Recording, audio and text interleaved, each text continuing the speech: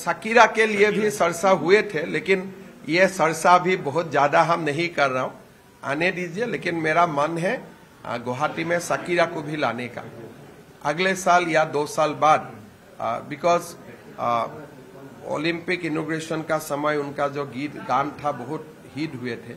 एक अपॉर्चुनिटी था फरवरी में, लेकिन हम वो अपॉर्चुनिटी को जाने दिया, इसलिए अभी समय भी नहीं होगा।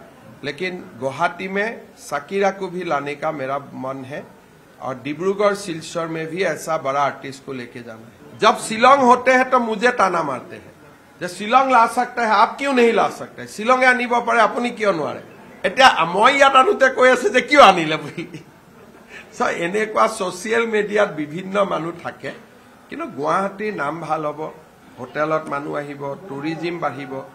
আমাৰ লক্ষ্যটো কি, আল্টিমেটলি যিজন মানুহ আহিব তেওঁ পান দোকানত ৰখিব, হোটেলত ৰখিব, গুৱাহাটীৰ গাড়ী এখনত উঠিব, উবেৰত উঠিব, ইকনমিটো ভাল হৈ যায়। কোল প্লে হৈছিলে গুজৰাটত, জিএসটি আৰু গোটেই তেওঁলোকৰ 800 ক্ৰোৰ্ছ তেওঁলোকৰ এক্টিভিটি হৈছিল, ইকনমিক এক্টিভিটি।